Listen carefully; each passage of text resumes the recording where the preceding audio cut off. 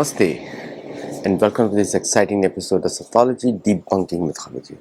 Cytology के इस episode में आपका बहुत बहुत स्वागत है। तो आज हम लोग डिस्कस करते हैं कि ये क्या रोल बेस्ड वर्ल्ड की बात हो रही है। Role based world, not rule based world. तो सिंस 1945 जब से यूनाइटेड नेशंस बना, एक भी युद्ध बंद नहीं हुआ है, बिकॉज यूनाइटेड नेशंस का पर्पस ही नहीं था।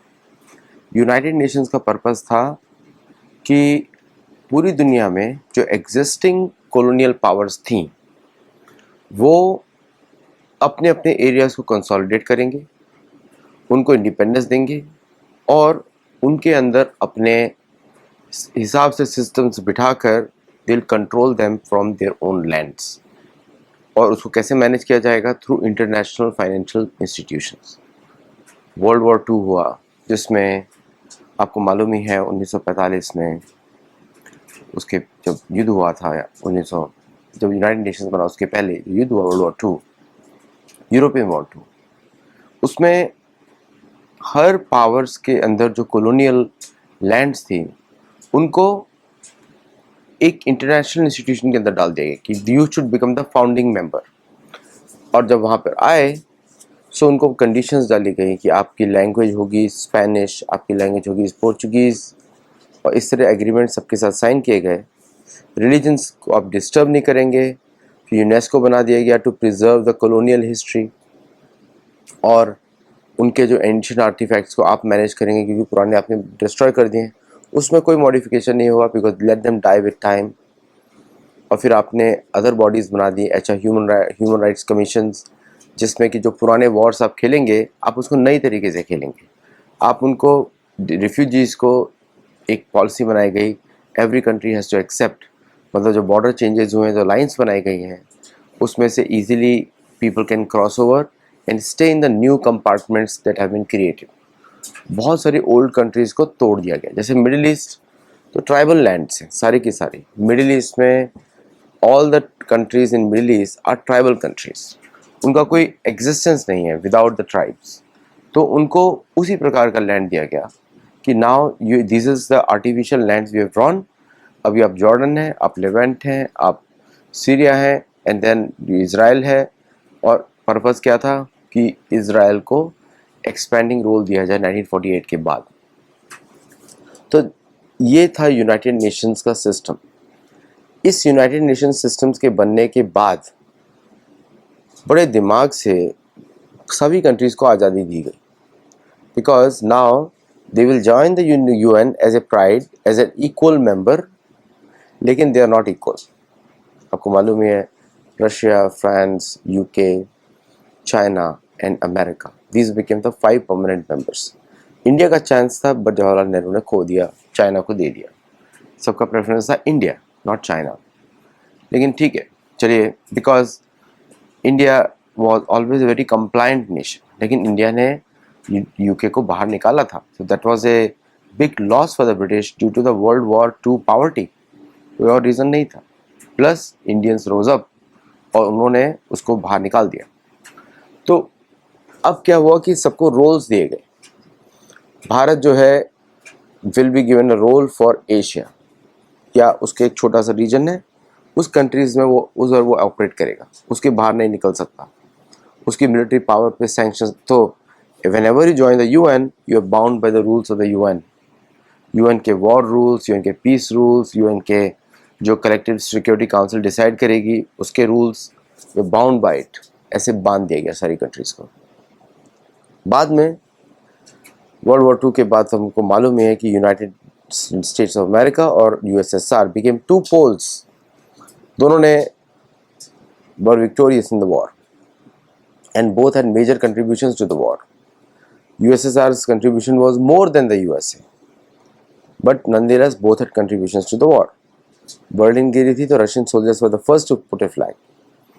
Now both the countries want to set up the roles for the world through United Nations. और UK भी अपना रोल प्ले कर रहा था to preserve its colonial territories. तो UK ने क्या किया, कॉमनवेल्थ ही बना दिया। कॉमनवेल्थ में जो जो आज़ाद होता था, दे जो रिक्वेस्ट कि अगर आप कॉमनवेल्थ जुड़ेंगे is the old British heritage. Bharat भी आज भी उसका ब्रिटिश हेरिटेज का पार्ट है, समझे आप। भारत ने कोई ऐसा रोल नहीं बनाया, ग्रुप सिंह नहीं बनाया। भारत का भी होना चाहिए धर्म कॉमनवेल्थ, तो यहाँ पे सारी धार्मिक countries, south east Asia entirely, चीन और भी native populations all over the world, ये सब उसका पार्ट होना चाहिए।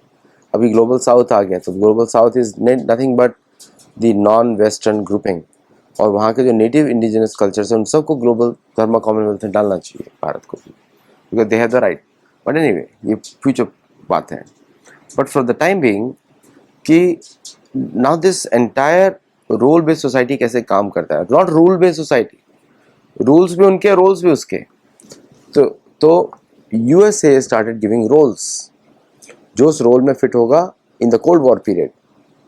USSR also started giving roles, कि भारत का काम था इंडियन ओशन को इसको प्रोटेक्ट करना। अमेरिकन ने वो रोल दिया किसको, शुरू में दिया भारत को, बाद में उन्होंने सोचा कि भारत तो कुछ हमारी बात सुनता नहीं है, they have their own independent mindset, उन्होंने रोल दिया पाकिस्तान को, और जिसको अमेरिका ने रोल दिया उसको बर्बाद भी किया। फिलीपींस को रोल दिया गया था कि वो एशिया पैसिफिक में उनको खाना दें, वाइव्स दें, ये काम था फिलीपींस का, और साथ में उनके लिए ट्रेडिंग आउटपोस्ट बन जाए जहाँ की गवर्नमेंट्स हमेशा पुअर रहेंगी। तो जिन जिन को रोल दिया गया उनको गरीब रखा गया सबको। फिर अफ्रीका में वो रोल दिया गया साउथ अफ्रीका को, प्लस केन्या को, प्लस लाइबेरिया को, प्लस ऑल दिस कंट्रीज़ को रोल दिया गया, वो अफ्रीका में इन देशों के लिए काम करेंगे। उसके उस रोल के साथ क्या दिया गया, एक com, command centre, Africa com, centre com और Pacific com, Pacific command, Atlantic command, all this things, NORAD, ये सब रोल्स बनाए गए। और इसके थ्रू ही रूल्स को इम्पोज किया गया कि आप इसके बाहर अगर ऑपरेट करते हैं तो आपके ऊपर हम अटैक करेंगे, या फिर हम आपके कंट्री में डिस्टर्बेंस क्रिएट करेंगे। And then they created strong intelligence agencies, जैसे कि पहले सीआईए का काम था लड़ना अगेंस्ट यूएसएसआर, नाउ सीआईए का काम है to control the rest of the world according to the roles which are decided in 1945। Monroe doctrine तो बहुत पहले की है, जॉन डी मोनरो की। वो कॉन्केस्ट का पीरियड था, स्पेनिश और पोर्चुगीज़ इन कैथोलिक चर्च, उसका पीरियड का है, that is very old. Nonetheless तो ये रोल्स दिए गए, इसलिए आप देखेंगे कि अब वो बोलते हैं कि अब भारत जो है चाहता है कि वो इंडिपेंडेंटली डिसीजंस ले, एंड भारत तो को भी करना भी चाहिए, Bharat is a very old civilisation. नहीं, your role is to defend Indo Pacific, आपका रोल है to take care of the Indian Ocean region, और भारत उसमें कंप्लाई भी करता है। भारत बोलता है यस, हम लोग पावरफुल नहीं है, हम लोग कमज़ोर हैं, इकोनॉमिकली वीक है, we can not do it, numbers फेंके जाते हैं, all this things. And all the international bodies, IMF, world bank, started producing reports, उनका इकोनॉमी के अलावा बाकी सब पे रिपोर्ट्स हो रहा है। ह्यूमन राइट्स का एक भी रिपोर्ट अमेरिका के ऊपर आज तक रिलीज़ नहीं हुआ है। What have they done on native American tribes, what have they want to preserve the rights of native Americans, reservations क्यों बनाए, इस पर कोई रिपोर्ट नहीं है। Entire thing was directed towards other people except their own, क्योंकि ये तो एक पुलिस स्टेट है, यहाँ पे हर चीज़ पुलिस चलाती है और बड़ी निर्दयता से मारा जाता है। We have seen so many incidents throughout the history. 1945 के बाद at least 100 incidents are there where the state is involve. These are verified instances जहाँ पे अमेरिकन सुप्रीम कोर्ट ने रूलिंग किया है। तो रोल बेस्ड वर्ल्ड में दुनिया एक वॉशिंगटन DC के थिंक टैंक्स जो रोल्स असाइन करते हैं, जो स्टेट डिपार्टमेंट में जाते हैं, उसके हिसाब से रोल्स चलते हैं। तो भारत अगर उस रोल से बाहर निकलेगा, उन्होंने रिप्लाई किया है, उस रोल के साथ अटैच होता है rules, role based world and rule based world. तो रोल्स के साथ अटैच करते हैं रूल्स को। तो अब ये रोल है आपका, इसमें ये रूल्स ऑफ एंगेजमेंट है, आप ये नहीं कर सकते, आप ये नहीं कर सकते। तो 71 में जब 74 में जब भारत ने न्यूक्लियर टेस्ट किया, आपने बहुत बड़े रूल्स को ब्रेक कर दिया अमेरिका का, कि you cannot have nuclear weapons. Nuclear weapons हमारे पास हो सकते हैं बिकॉज तुमको आता नहीं न्यूक्लियर वेपन्स को हैंडल करना, आपको सिक्योरिटी करना नहीं आता। अब कौन बताए अमेरिकन को कितनी बार American planes have flown within America with fully loaded nuclear weapons, so many times. वो तो इंस्टेंस, कुछ इंस्टेंस एक्सीडेंट्स तो बाहर आ गए, but majority of the incidents are not regular flights होती होंगी, उसमें से एक दो ही निकलते हैं। Out of million flights 1 flight will have problem. तो बहुत सारे फ्लाइट्स होते हैं जो क्रिस क्रॉस करते रहते हैं न्यूक्लियर बॉम्ब्स को। भारत में और अदर कंट्रीज में देयर इज रूल्स। आप पाकिस्तान पे अटैक नहीं कर सकते। We have the right to interfere in Pakistan, Bangladesh. ये रोल बेस्ड है। We will have 200 military bases in Middle East approximately 200। मतलब पूरा का पूरा मिडिल ईस्ट तो कब्जे में है, पाकिस्तान भी कब्जे में है और बांग्लादेश भी कब्जे में आ गया। मतलब सारे मुसलमान देश तो कंट्रोल में है रोल बेस्ड वर्ल्ड में। आप रोल से बाहर हैं, आप अपने रूल्स बना रहे हैं, then you are a problem, आपको नीचे लाया जाएगा। सेम थिंग रशिया ऑल्सो करता था, सोवियत यूनियन, यूएसएसआर। अमेरिका में मतलब भारत में रशियन वेपन्स का जज्बा होना चाहिए, भारत की इंडस्ट्रीज नई डेवलप होनी चाहिए। ये केजीबी ने भी किया। लाल बहादुर शास्त्री ने 1965 में युद्ध जीता, उनको रशिया में सीआईए ने मारा। ये तो मूवीज आ गई हैं अभी। तो हाउ कैन, मुझे आता समझ में नहीं आता है कि भारतीय एक्सटर्नल अफेयर्स मिनिस्ट्री कैसे दोस्त बताती है हमेशा। सारे एक्शंस तो अमेरिका के विरोधी हुए हैं। अभी जो एक्शंस लिया, हम आपको ये बंद कर देंगे, आपको डेड इकोनॉमी, हम ये कर देंगे, वो कर देंगे, ट्रम्प ने बोला, फिर भी हम लोग डिफेंस परचेजेस कर रहे हैं। ये बड़ा इंटरेस्टिंग है, just to observe why. I don't know the reason, I will be honest with you, I don't know the reason. लेकिन there will be some compulsion, वही रोल बेस्ड स्ट्रक्चर में, rule based structure में, which we don't know. किसी को पता नहीं है what is a compulsion, either weakness of the heart और कंफ्यूजन और एक्स्ट्रा दोस्ती की चाह। हमको दोस्ती बनानी है, वो रखनी है, बिकॉज दूसरी साइड से तलवार लटकी हुई है। आप दोस्ती करो, वो तलवार रख के बोल रहा है दोस्ती करो, नहीं तो काट देंगे उंगली आपकी। एग्जैक्टली सेम मेथड, तो ओल्ड मेथड है, अभी का नहीं है, पहले का है। So this is the role based world, जहाँ पे Bharat, Indo Pacific, China should be near China shore only. Only country which doesn't fall in the role based world is Russia. Europe को only local Europe, South America को nobody cares. Europe और USA देखते हैं अभी majority अंदर US control, nobody cares. Mexico क्या करता है, क्योंकि मैक्सिको में थोड़ा सा कान उमड़ो, Mexico is compliant, no problem.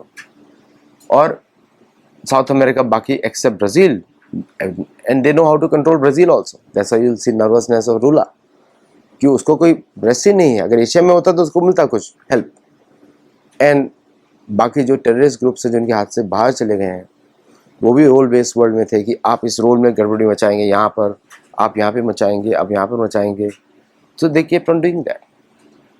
United Nations के रेफ्यूजी यूएनएचआरसी के थ्रू, उसके थ्रू भी रिफ्यूजी लॉज, आपको रेफ्यूजी एक्सेप्ट ही करना पड़ेगा, you have to follow, be compliant. ये सारे रूल्स बने हुए। South Korea has to accept North Korea as enemy. Pakistan will be created to trouble India. Bangladesh का रोल है to trouble India. You know, everyone has been assigned a role, and these are few people who are working, few people who are working. और ये roles तभी कम होंगे when there is a war. War में reset होता है। तो the world is moving towards a war, जहाँ पे अमेरिकन हेजेमोनी को और रोल बेस्ड ऑर्डर को ख़त्म किया जाएगा। क्योंकि ये सारे रोल बेस्ड ऑर्डर चलते हैं वाशिंगटन डीसी से सिटी ऑफ लंदन से चलते हैं रोल बेस्ड ऑर्डर्स। इनको चलाने वाले एक ही ग्रुप है जो अक्रॉस द कॉन्टिनेंट्स अटलांटिक काम करते हैं, and they work for all over the world. जो भी इनके रूल्स ब्रेक करता है, जो रूल्स को फॉलो नहीं करता है, दोज कंट्रीज आर फिनिश्ड। तो अभी तक अगर ये पहले के ज़माने में नहीं होता था, अभी तो भारतीय पॉलिटिशियंस जो हैं दे आर टू कंप्लाइंट, और उनको फेक उनको एक दिया गया है। United Nations is very worshipable, worship for the country, for the world. तो ये जो फेक सेंस ऑफ बिलोंगिंगनेस बनाया गया है, that plays into the role based world order, not rule based world order, role based. Rules follow the rules, पहले rules दिए जाते हैं, फिर रिस्पॉन्सिबिलिटीज दी जाती हैं, and these are the rules, and who makes the rules? Who controls the world? Nobody else can make the rules. Who doesn't give the rules? ये बड़ा कोरिलेशन है इन दोनों के बीच में। अब आपको मैं लेके चलता हूँ एक और कॉन्फ्लिक्ट जोन में जो डेवलप हो रहा है towards the Philippines in South China Sea. अब वहाँ पे फिलीपींस को रोल दिया गया है कि start creating trouble for China. Vietnam तो पहले से दुश्मन था चीनी कम्युनिस्ट पार्टी का। I am not in favour of China in any way shape और फॉर्म, बिकॉज मैं मानता हूँ कि पुराने दे वर ए प्रोविंस ऑफ भारत, लेकिन नंदलेस ये रोल दिया गया है चाइनीज़ ऑल दिस कंट्रीज़ को, फिलीपींस को दिया गया है टू नीडल चाइना, क्योंकि भारत नहीं कर रहा है, भारत इज़ नॉन कंप्लाइंट। अगर कांग्रेस गवर्नमेंट होती, राहुल गांधी होता, तो उनके लिए बड़ा आसान हो जाता, उसको 2 मिनट में कंट्रोल कर देते, ड्रग देके कंट्रोल कर देते, पाकिस्तान से कंट्रोल कर देते और इस सिचुएशन को मैनेज करते रहते वो लोग, जैसे पहले करते थे। कोलिशन सोनिया गांधी गवर्नमेंट में, well they were winning already in Bharat destruction में। Sonia Gandhi was directly their puppet और राहुल गांधी उनका पपेट है। सो दे लाइक को रिलीजियस कॉन्स्पिरेटर्स, जैसे कि वो कैथोलिक हो, क्रिश्चियन हो, उसी के साथ काम करेंगे, मुसलमान उसके साथ काम करेंगे, हिंदुओं के साथ काम नहीं करेंगे, because Hindus are indigenous native people, उनका लोकल अलग रिलीजन, उसके साथ काम नहीं करेंगे। तो इसके लिए सोनिया गांधी की सारी कैबिनेट में आप क्रिश्चियंस ही देखेंगे, क्रिश्चियन मुस्लिम्स बस, और themselves are Christians, Rahul Gandhi ये सब क्रिश्चियंस ही हैं। तो दैट्स हाउ दे वर्क, उनको अपने लोग चाहिए। जहाँ भी कोई हिंदू आएगा तो they have problem, they only want to work with their own people, is homogeneous role based order of the world, और भारत इसमें फिट नहीं होता फ्रॉम एनी साइड। तो क्या करना पड़ेगा, भारत को लीडरशिप दिखानी पड़ेगी, pick up the roles, define the roles themselves and make the military act. अभी इन लोगों के जैसे एक्ट करो ना, इनके पास तो वेपन्स भी नहीं होते, पहुंच जाते हैं समुद्र में, डराते हैं लोग, मान जाते हैं क्योंकि वायलेंस नहीं चाहिए। नहीं, sometimes you have to expect violence, sometimes you have to hope for violence, sometimes you have to pray for violence. राष्ट्रभक्ति के लिए, राष्ट्र के लिए जो दूसरे काम करते वो करना पड़ता है, ये शास्त्रों में लिखा हुआ है। बिना सैन्य शक्ति के सनातन धर्म नहीं फैलता, और सनातन धर्म से शक्ति से ही शांति फैलती है, उसके बिना नहीं फैलती, सनातन के बिना। So it's a very classical turning point in history. यहाँ पे दुनिया में जो भी अपने आप को शक्तिशाली समझता है या बनना चाहता है, उसको ये एग्जिस्टिंग रूल बेस्ड ऑर्डर को तोड़ के फेंकना पड़ेगा। जब वो रूल बेस्ड ऑर्डर टूटेगा तो रूल बेस्ड ऑर्डर ऑटोमेटिकली टूटेगा। हमको रूल्स नहीं चाहिए, आपको रूल्स मत बांटो, हमको अपने पुराने रूल्स मालूम है। कॉलोनीज तो रूल्स बनाती नहीं है, ऑस्ट्रेलिया तो हमेशा कॉलोनी रहेगा ब्रिटिश का या उस किसी का, जो आएगा वहां से बोलेंगे ये तो हमारे भाई बाप आ गए। पुराना इतिहास है उनके पास, उनको मालूम है वो कौन है, आराम से रह रहे हैं, मस्ती में रह रहे हैं ऑस्ट्रेलिया में, लेकिन रूल्स तो उनके किसी और ने निर्धारित किए, उनको सुरक्षा प्रदान की गई है, ब्रिटेन ने की है, कनाडा को ब्रिटेन ने की है। So that's why those countries are happy, because उनके माँ बाप वहाँ पे उनके लिए काम कर रहे हैं, and that's why they have money also. Trade ज़्यादातर उनको वेस्टर्न कंट्री से मिलता है, जो आपको रिसेंटली दिखता है कि अमेरिका ने नहीं दिया, बिकॉज अमेरिका को लगा कि वो यूरोप से ऊपर चला गया है, वो यूरोप का माई बाप है, उसके बाद उतने ही लोग हैं जितने यूरोप में हैं, तो now they don't need to listen to Europe. तो अमेरिका बिकेम मोर इंडिपेंडेंट। लेकिन अब सडनली अमेरिका बोल रहा है हम लोग तो एंग्लो सैक्सन्स हैं, मतलब they gone back to the old Europe. उन्होंने बोला अब हम नया कॉलोनाइजेशन करेंगे, लेकिन अभी तक दुनिया चेंज हो चुकी है, दुनिया चेंज हो चुकी है, बाकी दुनिया has earn more and they are working hard to develop. तो अमेरिका ने नया रोल बेस्ड ऑर्डर क्रिएट कर रहा है, destroy all those old worlds, bring back the old world charm. That's exactly what is happening.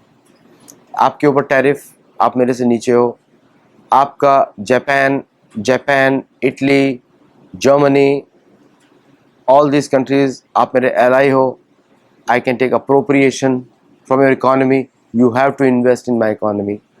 तो reinforcing the old role based world, जो कि वो भूल चुके थे। अब जापान को इन्वेस्ट करना पड़ेगा, तब जाके अमेरिका को लगेगा कि यस अभी भी हम पावर में हैं। मतलब हमने आप पे बहुत एहसान किया है, आपकी इकोनॉमी को डेवलप करने दिया है, अब आपको हमारे अंदर वापस इन्वेस्ट करना पड़ेगा and to make us relevant again, मारा। एंड दैट्स एग्जैक्टली यूरोप के साथ डिमांड है, जापान के साथ डिमांड है, इटली के साथ डिमांड है, फ्रांस के साथ डिमांड है, लेकिन फ्रांस हमेशा इंडिपेंडेंट रहा है। सो फ्रांस के साथ डिमांड है, लेकिन फ्रांस कुछ कर नहीं सकता, उसकी इकॉनमी इतनी अच्छी नहीं है। जर्मनी का तो नोच लेंगे पूरा, कर ही रहे हैं वो। यूके के साथ कर नहीं सकते because they don't have anything left. Canada के साथ कर नहीं सकते, तो कौन बचा भी? भारत डराओ। अब भारत डर नहीं रहा है, अब भारत को भी डराना चाहिए थोड़ा सा, तब जाके बात होगी। तो भारत ने भी ऐसा कोई एक्शन लिया नहीं, सो नो रिस्पॉन्स, तो चढ़ गया वो।